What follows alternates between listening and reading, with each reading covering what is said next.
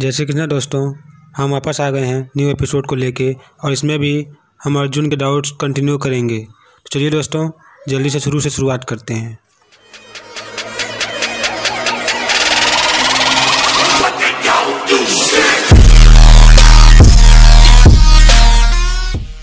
नाचा सक्रोम्य अवस्थातु भ्रमतीव च मे मना निमित्तानि च पश्यामि विपरीतानि केशव। मैं यहाँ अब और अधिक खड़ा रहने में असमर्थ हूँ। मैं अपने को भूल रहा हूँ और मेरा सिर चकरा रहा है। हे कृष्ण, मुझे तो केवल अमंगल के कारण दिख रहे हैं। दोस्तों, अब इस वाक्य का तात्पर्य, अपने अधैर्य के कारण अर्जुन युद्ध भूमि में खड़ा रहने में असमर्थ था और अपने मन की इस दुर्बलता के कारण उसे आत्मविस्मृति हो रही थी। भौतिक वस्तुओं के प्रति अत्यधिक आसक्ति के कारण मनुष्य ऐसी मोहमयी स्थिति में पड़ जाता है। भयम द्वितीयाभिनिवेशता स्यात्, ऐसा भय तथा मानसिक असंतुलन उन व्यक्तियों में उत्पन्न होता है जो भौतिक परिस्थितियों में ग्रस्त होते हैं। अर्जुन को युद्ध भूमि में केवल दुखदायी पराजय की प्रतीति हो रही थी। वह शत्रु पर विजय पाकर भी सुखी नहीं होगा। निमित्तानि विपरीतानि शब्द महत्वपूर्ण है। जब मनुष्य को अपनी आशाओं में केवल निराशा दिखती है तो वह सोचता है, मैं यहाँ क्यों हूँ। प्रत्येक प्राणी अपने में तथा अपने स्वार्थ में रुचि रखता है। किसी की भी परमात्मा में रुचि नहीं होती। कृष्ण की इच्छा से अर्जुन अपने स्वार्थ के प्रति अज्ञान दिखा रहा है। मनुष्य का वास्तविक स्वार्थ तो विष्णु या कृष्ण में निहित है। बद्ध जीव इसे भूल जाता है, इसलिए उसे भौतिक कष्ट उठाने पड़ते हैं। अर्जुन ने सोचा कि उसकी विजय केवल उसके शोक का कारण बन सकती है। तो दोस्तों, अब अगला श्लोक। नाचा श्रेयोड अनुपश्यामि हत्वा स्वजन माहवे ना कर्चे विजयम कृष्ण नाचा राज्यम सुखानी चा। हे कृष्ण, इस युद्ध में अपने ही स्वजनों का वध करने से ना तो मुझे कोई अच्छाई दिखती है और ना मैं उससे किसी प्रकार की विजय, राज्य या सुख की इच्छा रखता हूँ। अब इस वाक्य का तात्पर्य, यह जाने बिना कि मनुष्य का स्वार्थ विष्णु या कृष्ण में है। सारे बद्ध जीव शारीरिक संबंधों के प्रति यह सोचकर आकर्षित होते हैं कि वे ऐसी परिस्थितियों में प्रसन्न रहेंगे। ऐसी देहात्म बुद्धि के कारण वे भौतिक सुख के कारणों को भी भूल जाते हैं। अर्जुन तो क्षत्रिय का नैतिक धर्म भी भूल गया था। कहा जाता है कि दो प्रकार के मनुष्य परम शक्तिशाली तथा जाज्वल्यमान सूर्यमंडल में प्रवेश करने के योग्य होते हैं। ये है, एक तो क्षत्रिय जो कृष्ण की आज्ञा से युद्ध में मरता है तथा दूसरा सन्यासी जो आध्यात्मिक अनुशीलन में लगा रहता है। अर्जुन अपने शत्रुओं को भी मरने से विमुख हो रहा है। अपने संबंधियों की बात तो छोड़ दें, वह सोचता है कि स्वजनों को मारने से उसे जीवन में सुख नहीं मिल सकेगा। अतः वह लड़ने के लिए इच्छुक नहीं है। जिस प्रकार की भूख न लगने पर कोई भोजन बनाने को तैयार नहीं होता, उसने तो वन जाने का निश्चय कर लिया है, जहाँ वह एकांत में निराशापूर्ण जीवन काट सके। किंतु क्षत्रिय होने के नाते उसे अपने जीवन निर्वाह के लिए राज्य चाहिए, क्योंकि क्षत्रिय कोई अन्य कार्य नहीं कर सकता। किंतु अर्जुन के पास राज्य कहाँ। उसके लिए तो राज्य प्राप्त करने का एकमात्र अवसर है कि अपने बंधु बांधवों से लड़कर अपने पिता के राज्य का उत्तराधिकारी प्राप्त करे, जिसे वह करना नहीं चाह रहा है। इसलिए वह अपने को जंगल में एकांतवास करके निराशा का एकांत जीवन बिताने के योग्य समझता है। अब अगला श्लोक दोस्तों।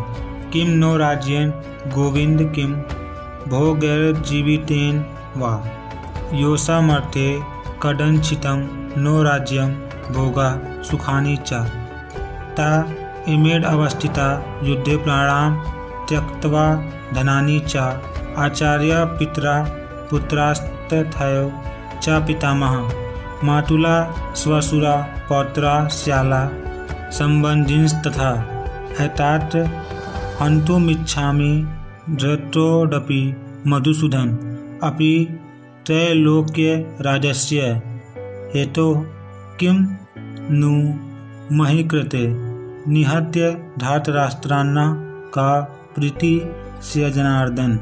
हे गोविंद, हमें राज्य सुख अथवा इस जीवन से क्या लाभ, क्योंकि जिन सारे लोगों के लिए हम उन्हें चाहते हैं वे ही इस युद्ध भूमि में खड़े हैं। हे मधुसूदन, जब गुरुजन, पितृगण, पुत्रगण, पितामह, मामा, ससुर, पौत्रगण, साले तथा अन्य सारे संबंधी अपना अपना धन एवं प्राण देने के लिए तत्पर हैं और मेरे समक्ष खड़े हैं, तो फिर मैं इन सबको क्यों मानना चाहूँगा, भले ही वे मुझे क्यों न मार डालें।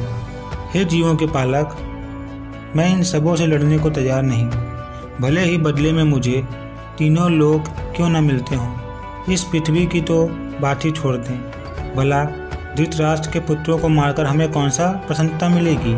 अब इस वाक्य का तात्पर्य, अर्जुन ने भगवान कृष्ण को गोविंद कहकर संबोधित किया क्योंकि वे गांवों तथा इंद्रियों की समस्त प्रसन्नता के विषय हैं। इस विशिष्ट शब्द का प्रयोग करके अर्जुन संकेत करता है कि कृष्ण यह समझें कि अर्जुन की इंद्रियां कैसे तृप्त होंगी, किंतु गोविंद हमारी इंद्रियों को तुष्ट करने के लिए नहीं है। हाँ, यदि हम गोविंद की इंद्रियों को तुष्ट करने का प्रयास करते हैं तो हमारी इंद्रियां स्वतः तुष्ट होती हैं। भौतिक दृष्टि से प्रत्येक व्यक्ति अपनी इंद्रियों को तुष्ट करना चाहता है और चाहता है कि ईश्वर उसके आज्ञा पालक की तरह काम करें, किंतु ईश्वर उनकी तृप्ति वहीं तक करते हैं जितनी के वे पात्र होते हैं, उस हद तक नहीं जितना वे चाहते हैं। किंतु जब कोई उसके विपरीत मार्ग ग्रहण करता है, अर्थात जब वह अपनी इंद्रियों की तृप्ति की चिंता न करके गोविंद की इंद्रियों की तुष्टि करने का प्रयास करता है, तो गोविंद की कृपा से जीव की सारी इच्छाएं पूर्ण हो जाती हैं। यहाँ पर जाति तथा कुटुंबियों के प्रति अर्जुन का प्रगाढ़ स्नेह आंशिक रूप से इन सबके प्रति उसकी स्वाभाविक करुणा के कारण है, अतः वह युद्ध करने के लिए तैयार नहीं है। हर व्यक्ति अपने वैभव का प्रदर्शन अपने मित्रों तथा परिजनों के समक्ष करना चाहता है, किंतु अर्जुन को भय है कि उसके सारे मित्र तथा परिजन युद्ध भूमि में मारे जाएंगे और वह विजय के पश्चात उनके साथ अपने वैभव का उपयोग नहीं कर सकेगा। भौतिक जीवन का यह सामान्य लेखा जोखा है, किंतु आध्यात्मिक जीवन इस सर्वथा भिन्न होता है। चूँकि भक्त भगवान की इच्छाओं की पूर्ति करना चाहता है, अतः भगवत इच्छा होने पर वह भगवान की सेवा के लिए सारे ऐश्वर्य स्वीकार कर सकता है, किंतु यदि भगवत इच्छा ना हो तो वह एक पैसा भी ग्रहण नहीं करता। अर्जुन अपने संबंधियों को मारना नहीं चाह रहा था, और यदि उनको मारने की आवश्यकता हो तो अर्जुन की इच्छा थी कि कृष्ण स्वयं उनका वध करें। इस समय उसे यह पता नहीं है कि कृष्ण उन सबों को युद्ध भूमि में आने से पूर्व ही मार चुके हैं और अब उसे निमित्त मात्र बनाना है। इसका उद्घाटन अगले अध्यायों में होगा। भगवान का असली भक्त होने के कारण अर्जुन अपने अत्याचारी बंधु बांधवों से प्रतिशोध नहीं लेना चाहता था, किंतु यह तो भगवान की योजना थी कि सबका वध हो। भगवत भक्त दुष्टों से प्रतिशोध नहीं लेना चाहते हैं, किंतु भगवान दुष्टों द्वारा भक्त के उत्पीड़न को सहन नहीं कर पाते। भगवान किसी व्यक्ति को अपनी इच्छा से क्षमा कर सकते हैं, किंतु यदि कोई उनके भक्तों को हानि पहुंचाता है तो वे उसे क्षमा नहीं करते। इसलिए भगवान इन दुराचारियों का वध करने के लिए उद्यत थे। यद्यपि अर्जुन उन्हें क्षमा करना चाहता था। अब अगला श्लोक दोस्तों, पाप मेवासयात आसमान हैत्वायतान आततायिना तस्मा न रहा वयम हंतु धार्तराष्ट्रान् संबांधवान् स्वजनम ही कथम हत्वा सुखिना श्याम माधव। यदि हम ऐसे आतताइयों का वध करते हैं तो हम पर पाप चढ़ेगा, अतः यह उचित नहीं होगा कि हम धृतराष्ट्र के पुत्रों तथा उनके मित्रों का वध करें।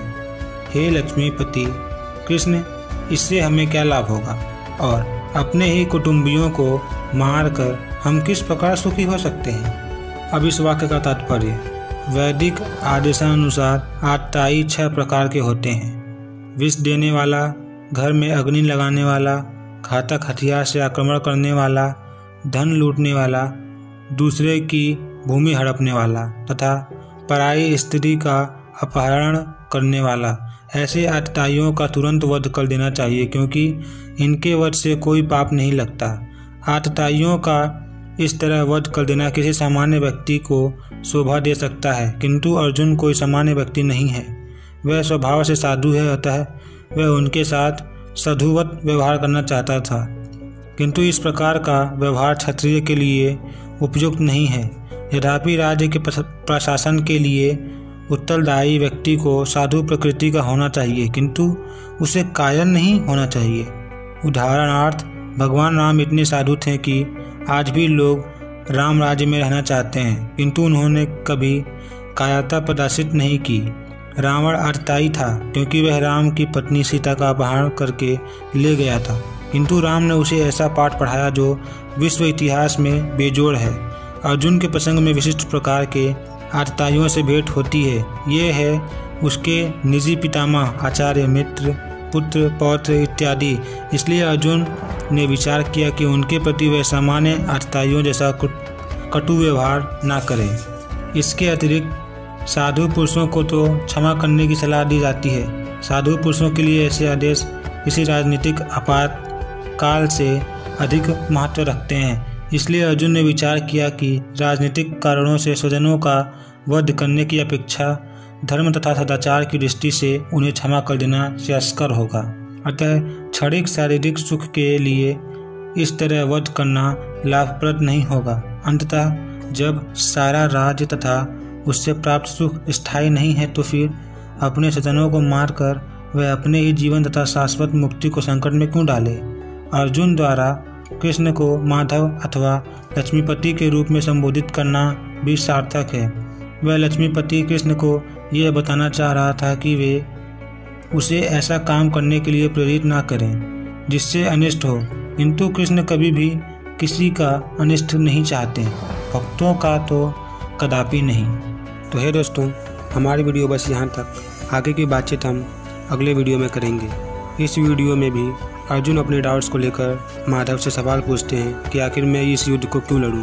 और ऐसा आप सबकी ज़िंदगी में वक्त आता होगा जब आप फैसला नहीं कर पाते होंगे किसी चीज़ में, तो बस हमारे चैनल को सब्सक्राइब करिए और बेल नोटिफिकेशन ऑन कर दीजिए, जिससे आपको आने वाली वीडियोस में पता चलेगा कि ऐसे वक्त में क्या किया जाए। और हाँ, अगर इस वीडियो को लेके कोई डाउट्स या गलती है तो हमें कमेंट्स में ज़रूर बताएं। हमें आपका डाउट्स सॉल्व करने में खुशी होगी। और अब आखिरी बात, कमेंट्स में प्रेम से लिखिए, राधे राधे।